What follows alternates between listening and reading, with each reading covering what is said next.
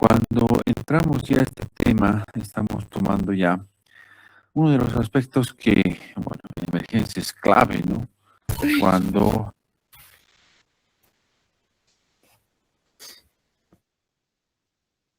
Ahora sí, cuando hablamos del manejo del síndrome coronario agudo, estamos hablando de que este tiene dos partes, el manejo médico y el manejo etiológico como tal. Obviamente vamos a entrar a lo que es el manejo inicial, el manejo médico, el que nos corresponde a emergencias, y vamos a pasar también por el manejo de lo que es el manejo definitivo, ¿no? Entonces, en este caso, hay que dejar claro lo siguiente.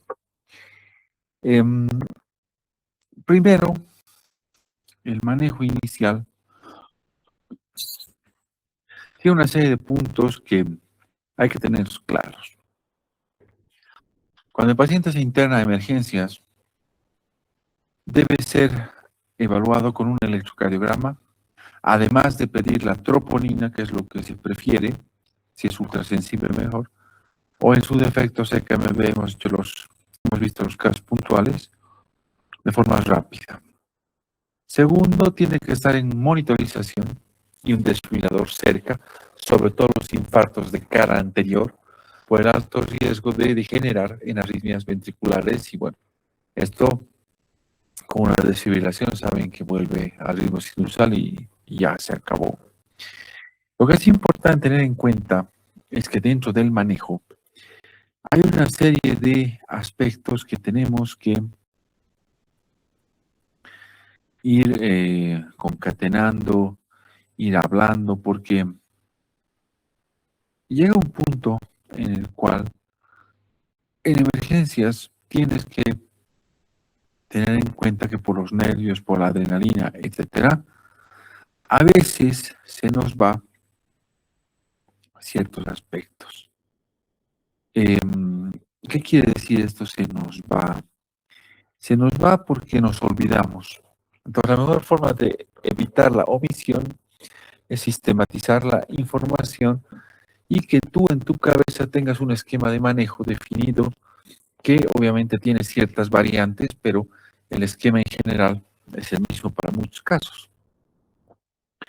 Primero que nada, dejemos claro el hecho de que todo paciente con síndrome coronario vale la pena que respete, o si quieres verlo así, que sea manejado con esta secuencia de pasos, ¿no? Que te va a permitir evitar el olvido o la omisión. Desde el punto de vista de manejo, este es un ejemplo que te pongo de lo nuestro, ya para que te des cuenta que hacemos esta secuencia para evitar que se nos olvide cosas, porque puede pasar. Entonces, aquí lo importante es el hecho de que, por ejemplo, las medidas generales, ya, hay ciertas cosas que son importantes tenerlas presentes. Lo primero, NPO. Acostúmbrate que el paciente en emergencias, por lo menos las primeras horas, tiene que estar NPO. Ahora la gente va a decir, no, pero es que yo pienso, es que yo creo, ¿no? Si salen con eso, por mi nombre, llévalo a un ladito y lo revientas y lo mueles a palos. ¿De acuerdo? Todo en emergencias tiene un motivo. ¿Por qué preferimos dejar a los pacientes NPO por lo menos las primeras horas? Porque puede ser que en las primeras horas tu paciente se descompense, haga dificultad respiratoria o alguna situación en la cual tengas que proceder a intubar y ventilar. Entonces, el proceso de la intubación siempre es más fácil en el estómago vacío que en el estómago lleno, siempre. Entonces, mucho ojo con ese dato. Segundo, el tip de la sonda nasogástrica.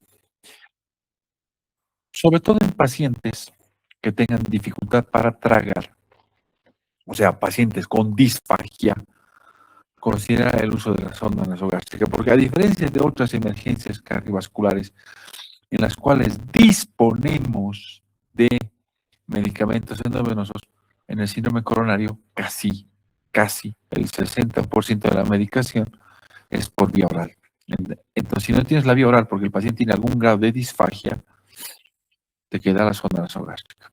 Ahora, La disfagia es habitual, no te olvides, en los ancianos. Mientras más ancianito es el paciente, más disfagia va a tener.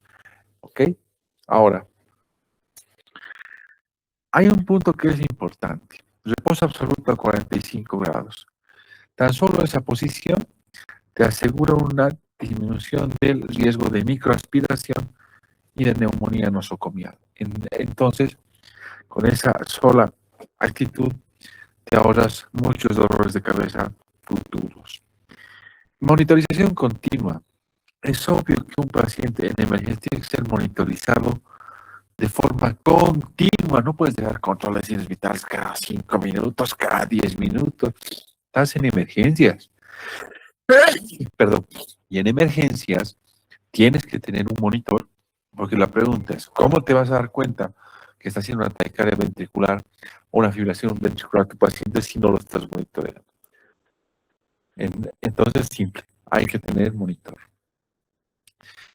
El aseo bucal hoy en día se hace solamente con cepillado dental, con cepillos con cerdas gruesas. Ya no se usa tanto la clorexidina, ya, pero esa es una forma de disminuir el riesgo de neumonía nosocomial.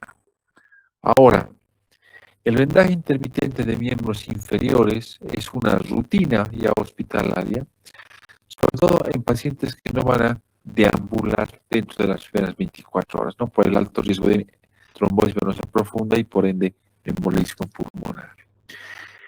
Entonces, de las medidas generales, básicamente si vos te pones a hacer un análisis crítico, vas a ver que básicamente el 100% de los pacientes van a requerir esas medidas iniciales.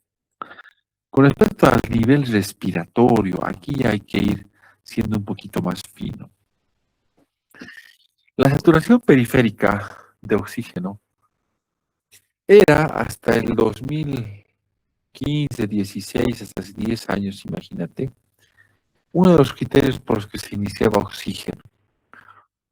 Había una recomendación temeraria en una época que algunos colegas aplicaban en el medio sin contextualizar o sin leer completamente la parte menuda de las guías, porque las guías tienen una parte menuda también. Porque las guías te decían antes, inicia oxígeno suplementario en pacientes que tengan saturación periférica por debajo del 94%. Esa era la recomendación.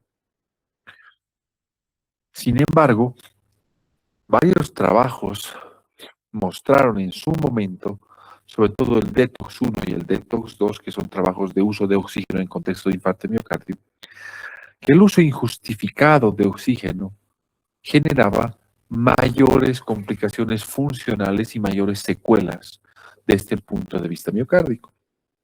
Entonces, ahí surgieron varias recomendaciones indicando limitar el uso del oxígeno solo a pacientes hipoxémicos. Y ahí se reemplazó el término de desaturación periférica del 94% por pacientes hipoxémicos. Ahora, ¿por qué? Porque si vos te pones a pensar de forma crítica, a nivel del mar, la saturación periférica normal de oxígeno es de 95 a 98%. Entonces, obvio que si tienes 94 o menos es hipoxemia y tienes que darle oxígeno, es obvio. A nivel de los 500 metros sobre el nivel del mar, que es donde estamos en Santa Cruz, Pando, ¿no? Parte Beni, etcétera. Alrededor de los 500 metros la saturación periférica normal va de 90 a 92%, o incluso algunos trabajos del IVA mostraban de 92 a 95%. Entonces, fíjate, 92 a 95%, genial, pero nos quiere decir que hipoxemia a esa altura es con oxígeno menos de 92.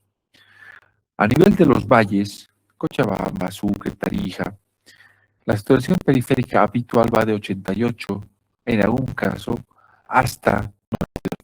Sin embargo, los datos del IVA muestran que la saturación periférica normal en la mayor parte de la población en los valles va de 90 a 92%, con los extremos que te comentaba. Entonces, para la mayor parte de la población será pues hipoxemia cuando estés menos del 90. En cambio, en la altura, por encima de 3.000 metros sobre el nivel del mar, La saturación periférica usual va de 88 a 90%, e incluso en alturas de 4.000 metros o más, la saturación periférica va de 85 hasta 88% como rango normal. Entonces, en esos casos considerarás hipoxemia cuando la saturación periférica esté menor de 85%. Esta recomendación, a raíz de que se observó de estandarizar a todos del 94%, que usar el oxígeno suplementario de forma irracional, es decir, de rutina a todos, el famoso le meto nomás, daño no le va a hacer, mentira, sí le hacía daño a los pacientes, y como te contaba en el Detox 1 y Detox 2, esos trabajos, los puedes revisar si gustas, te vas a dar cuenta que se asociaba a mayores secuelas funcionales. Ahora, las recomendaciones actuales son claras. Solo se usa oxígeno suplementario cuando existe hipoxemia. Obviamente eso depende de la altitud en la que estés. 2, disnea. El paciente está con disnea o tiene datos de falla cardíaca aguda. Entonces, solo en esos 3 contextos se usa oxígeno suplementario. Ya sabes, saturación periférica menor de ese punto de corte, depende de la altitud. 2, disnea o falla cardíaca aguda. No se usa de rutina en los pacientes. Ahora, hay otro dato que es interesante. Con respecto a esto del manejo ya, un consejo. Siempre haz gastroprotección. No te olvides que el paciente que está siendo internado en una unidad de emergencias es porque es un paciente grave. Y todo paciente grave tiene riesgo de hacer úlceras por estrés, úlceras gástricas por estrés. Entonces, ante esa situación, las guías te recomiendan tomar el recaudo y haz gastroprotección. Ya no estamos usando ranitidina hace meses por el hecho de que uno de sus excipientes resultó ser cancerígeno. Entonces, en el mercado tenemos solo inhibidores de la bomba de protones. Omeprazol, pantoprazol, lansoprazol, etc. Ahora, aquí voy a ser claro. Usa el que dispongas. Lo que estamos trabajando nosotros es más con lansoprazol y pantoprazol. Pantoprazol 40 miligramos cada 24 horas o lansoprazol 30 miligramos cada 24 horas. Ahora, si tiene alto riesgo de sangrado digestivo tu paciente porque es gastrópata de base, obviamente harás la profilaxis con pantoprazol 30 miligramos cada 12 horas o con lansoprazol 40 miligramos, o perdón, con lansoprazol 30 miligramos cada 12 horas o con pantoprazol 40 miligramos cada 12 horas. No usamos nosotros ya omeprazol, porque el problema del omeprazol es que cuando tú utilices clopidogrel, que es parte de la doble terapia antiagregante, te interfiere en la activación del clopidogrel. Entonces, lo que deberías usar como dosis estándar de 600 miligramos bioral de dosis de ataque, cuando el paciente ha usado, entre comillas, omeprazol en el último mes, bueno, tiene que sí o sí elevarse la dosis a 900 miligramos. Ahora, aquí hay algo que es bien interesante, ya entrando a la doble antiagregación. La base de la antiagregación se ha quedado fija. O sea, la aspirina sigue siendo el dios de los cardiólogos, eso no ha cambiado. Ya, la aspirina, entre comillas, sigue utilizándose como dosis de carga, 300 miligramos vía oral masticado. Sí, por ahí en algún texto te dice 325 o los americanos 365. ¿Por qué recomiendan ellos esa dosis y no 300? Simple, porque sus tabletas vienen de esa dosis, se acabó. Nosotros tenemos tabletas de 100, entonces usamos 3, listo. Solo es practicidad. Entonces se supone que la tableta bioral tiene que ser masticada para facilitar su absorción, ¿no? Ahora, la única recomendación que tienes que tener ahí en cuenta es no uses recubierta entérica, porque se necesita una acción rápida de la aspirina. La cubierta entérica demora mucho en su absorción. Ahora, en el mundo ya se está dejando de usar hace mucho tiempo el clopidogrel. Hay mejores opciones. Tienes al ticagrelor, tienes al prasugrel. El ticagrelor básicamente hoy en día se ha vuelto ya de elección, 180 miligramos vía oral, masticado como dosis de ataque, o perdón, masticado, digo, vía oral, STAT, O el Prasugrel, 60 miligramos, ¿no? Sobre todo si no hay contraindicaciones, pero en el medio no está llegando de forma continua ticagrelor ni prasugrel. Alguna vez llegó por ahí de forma aislada a algún centro, pero en todo lado todavía se usa el clopidogrel. Y las mismas guías te reconocen y te dicen, si en su hospital, en su centro o donde trabajas no tienes prasugrel o ticagrelor, pues seguir trabajando con clopidogrel. No es el ideal, pero se utiliza. El único reparo que tienes que tener es que la dosis de ataque es de 600 miligramos vía oral masticado, ¿de acuerdo? Ay, masticado, digo. 600 miligramos vía oral está. Y en el caso que tu paciente haya usado omeprazol, específicamente omeprazol, en las últimas 24 horas o en el último mes, se eleva la dosis de ataque a 900 miligramos. Ahora bien, no sucede lo mismo con pantoprazol ni lansoprazol. No necesitas elevar la dosis con pantoprazol ni lansoprazol, ¿ok? Muy bien. Ahora, a esta doble antiagregación, que no es opcional porque estamos hablando de medicina del hospital, otra cosa es que a nivel prehospitalario puedes manejar solo con aspirina y referir, eso es diferente. Pero ya cuando estás preparando para el manejo avanzado, bueno, pues ahí se utiliza el anticoagulante. El anticoagulante, básicamente, puedes utilizar, estoy hablando de fase aguda, fase de emergencias, por si acaso. El manejo de emergencias no debería ser más allá de las 6 horas. Manejar rápido al paciente, definir dónde se va a unidad coronaria, terapia intensiva, etc. No va a estar manejando 2, 3, 4 días en emergencias. ¿Ok?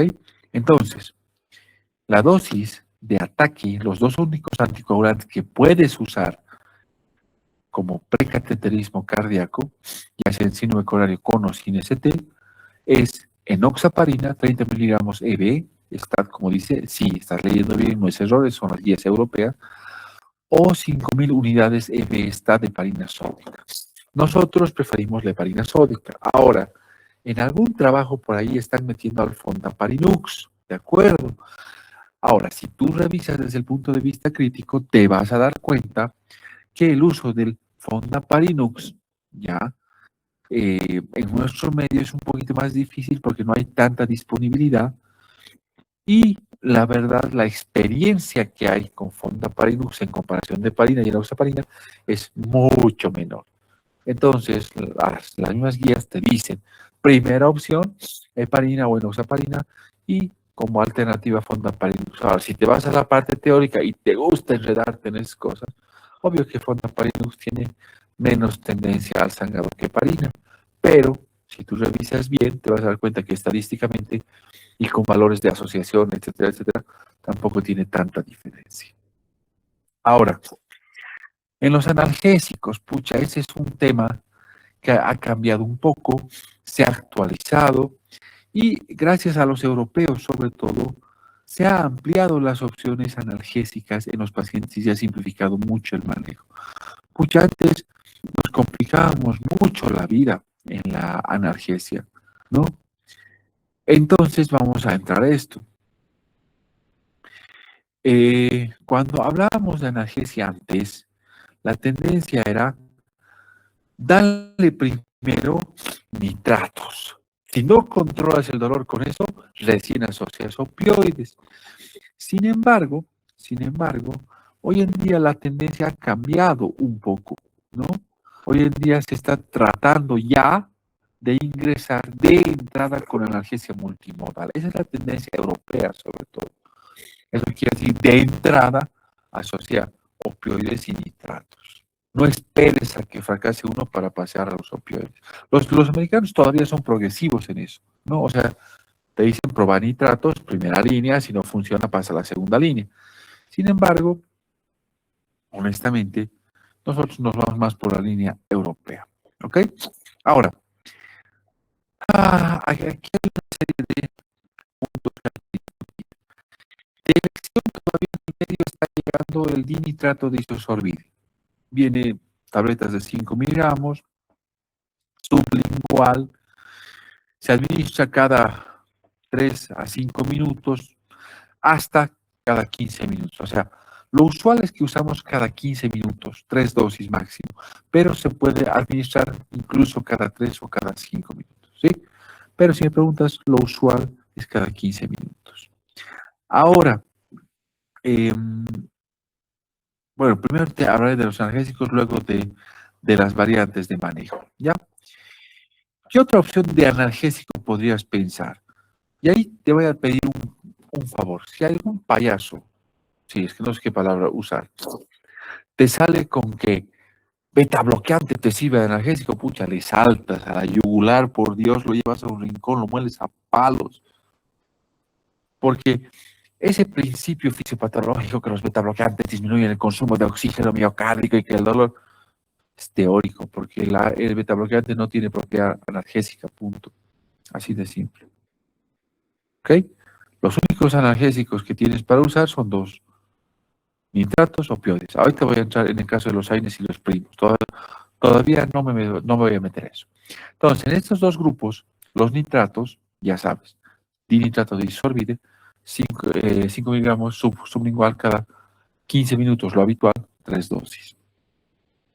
Como opción, podrías usar nitroglicerina. Nitroglicerina, tenemos en el medio, viene de 50 miligramos, se diluye en 250 ml de fisiológico o de dextrosal 5 y lo pasas por bomba de infusión a 10 ml hora dosis respuesta. ¿No tienes bomba de infusión?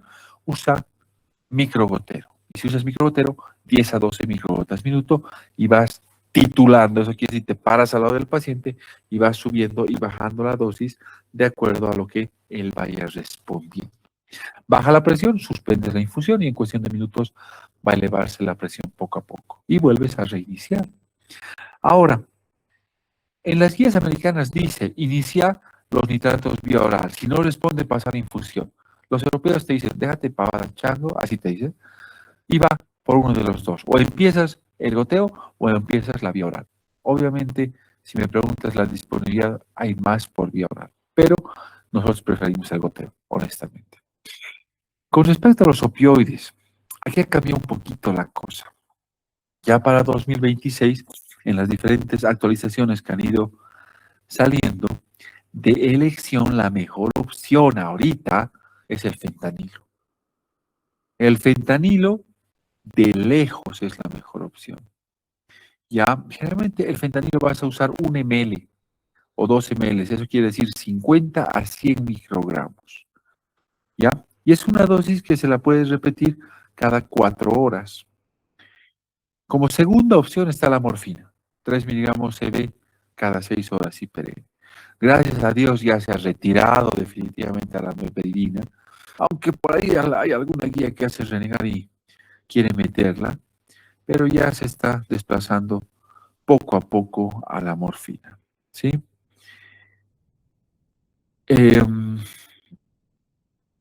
Ahora, vamos a hablar de unas variantes, unos cambios que hay, y ahí vas a comprender a dónde quiero llegar. Alguna vez te va a pasar que este esqueleto de manejo tiene que sufrir variantes, porque lo que pasa es que todo depende de si tu paciente tiene o no, a ver, lo vamos a poner así, tiene o no ciertas contraindicaciones, ¿ya? En el caso de,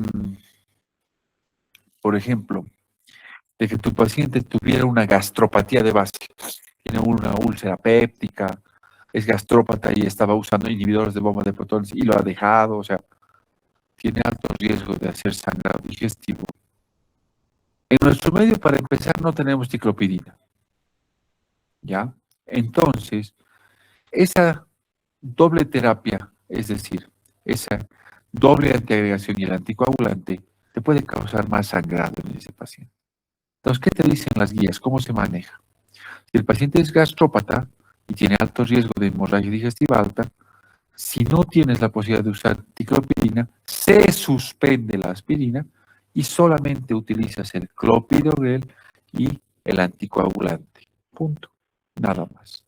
O sea, no usas la aspirina, pero sí el clopidogrel a dosis de carga y el anticoagulante a la dosis convencional. Punto. Una variante. Otra variante.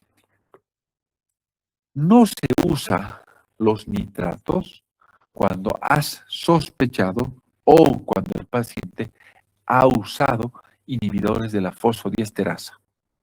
¿Qué inhibidores de la fosfodiesterasa tenemos en nuestro medio? Sildenafilo, tadalafilo y vardenafilo. Ahora, no te olvides que el sildenafilo no se usa solamente para disfunción eréctil, también se usa como parte del manejo de la hipertensión pulmonar primaria. Entonces, averigua si el paciente usa estos fármacos. ¿Ok? Entonces, los nitratos están contraindicados si el paciente ha usado inhibidores de la fosfodiesterasa. Ahora, los opioides. Los opioides. El fentanilo, ten cuidado, trata de no dar más de 2 dosis seguidas y con intervalos máximos de cada 10 minutos, como máximo 2 dosis, porque causa mucha depresión respiratoria. En las dosis que te he comentado, que es lo estándar que se está recomendando, no, es muy bajo el riesgo. Como opción está la morfina, ¿ok? Ahora, si me hablas como analgésico, obviamente el fentanil tiene 100 veces más potencia que la morfina, punto. Entonces prefieres fentanil. Segundo, el fentanilo se prefiere a la morfina cuando sospechas infarto del ventrículo derecho, porque tiene menos efecto bradicardizante y es menos venodilatador que la morfina. Otra cosa, en el caso de que tu paciente tuviese problemas renales, es decir, o es un enfermo renal crónico en sustitución renal, es decir, en terapia de reemplazo renal con hemodiálisis, se prefiere el fentanilo, porque el fentanilo es dializable. La morfina es excelente como opioide, es euforizante, pero tienes que tener mucha precaución si sospechas infarto del ventrículo derecho por su efecto bradicardizante marcado y por su efecto venodilatador. Otro problema que tiene la morfina es que tiene metabolitos que son activos y no son dializables. Entonces, si el paciente está en diálisis por enfermedad renal crónica, ojo, no se va a poder dializar esos metabolitos. Entonces, en ese caso preferí el fentanilo, ya sabes. Sospecha de infarto ventrículo derecho o contraindicaciones para la morfina, prefería el fentanilo. Hace años se ha desterrado ya la meperidina por su potencia analgésica bajísima y gracias a Dios ya no está llegando mucho en el medio. La única indicación que hay avalada en las guías, si es que tienes meperidina, es cuando sospeches infarto de ventrículo derecho. Lo malo, como te dije, es su potencia analgésica, equivale a un paracetamol. Es pésima su potencia analgésica. Con respecto a los AINES y sus primos, los AINES están totalmente contraindicados, punto. No hay vuelta atrás. Los AINES han mostrado que incrementan mortalidad. Los españoles un tiempo sacaron recomendaciones que sí podías usar paracetamol, un primo de los AINES, que era seguro, que no aumentaba mortalidad y te coadyuvaban el manejo. Incluso se atrevieron a sacar recomendación del ketorolaco. Sin embargo, en los trabajos americanos no los toman en cuenta estos dos y te recomiendan que no los uses. Ahora, si tú me preguntas si usamos paracetamol o ketorolaco, la respuesta es simple: no, no lo usamos nosotros. Pero hay colegas que sí lo utilizan y hay evidencia a su favor, controversial, pero a su favor. ¿De acuerdo? Ahora, no te olvides que es un requisito iniciar el manejo de fármacos estabilizadores de placa. Y ahí vienen las estatinas de alta intensidad, o rosuvastatina 40 miligramos o atorvastatina 80 miligramos. Si te has dado cuenta en esta parte del manejo, solo te he hablado del manejo inicial, porque no se supone que hagamos el manejo de 24 horas, 3 días, eso es para medicina interna, cardiología, terapia, no es para emergencias. ¿De acuerdo? Ahora, ¿te has dado cuenta que no te he hablado de beta bloqueantes? No te he hablado de los YECAs, no te he hablado de los AR2, de los ARA2, tampoco te he hablado de los inhibidores de la aldosterona. Sí, y eso tiene una razón. Solo se usan esos fármacos a partir de las 24 horas, no más antes, no en emergencias. Incluso la colchicina debería usarse post-cateterismo. ¿Por qué? Porque todos estos fármacos tienen por propiedad ser anticoagulantes cardíacos y se les sirven para pacientes diabéticos o que quedan con fracciones de eyección baja o con algún grado de insuficiencia cardíaca, pero después no se utiliza de rutina. Pero ya te digo, a partir de las 24 horas, más antes no se requiere. Ahora una vez alguien me preguntó y me dice, y en las soluciones de base, bueno, en las soluciones de base se prefiere siempre las soluciones balanceadas, sí, para evitar ácidos metabólicos, hiperclorímica, etc. Lo que es importante es que tomes en cuenta lo siguiente. En los exámenes complementarios, pides todo lo que necesites, hemograma, glicemia, creatinina, NUS, ego, etcétera, etcétera. Pero aquí vienen 3 datos claves. 1, tu paciente tiene que tener electrocardiograma y enzimas cardíacas, consentimiento para trombolisis y cateterismo cardíaco, y obviamente la valoración por cardiología intervencionista para que se pueda asegurar el cateterismo cardíaco. Este esquema de manejo que estamos viendo en pantalla se utiliza para síndrome coronario con ST y síndrome coronario sin ST. Alguna vez por ahí alguien me preguntó, pero la morfina, nos recomendaban que tengamos mucho cuidado en la angina inestable. Sí, por eso ahora pasó a segundo lugar y fentanilo es la elección. ¿Ok? Entonces hay pequeños cambios que se han ido haciendo estos años que en realidad no son gran cosa en el esqueleto de manejo, pero es bueno que los conozcas. ¿Ok? Muy bien, voy a parar ahí. Voy a aprovechar para ver si hay alguna duda o pregunta de esta parte de lo que es el manejo inicial y les voy a comentar lo siguiente. El día de mañana vamos a terminar ya con el manejo definitivo y vamos a entrar al taller de electrocardiograma. ¿Ok? Entonces vamos con las preguntas que puedan haber aparecido. A ver, Valeria, adelante. ¿Cómo estás? Buenas noches.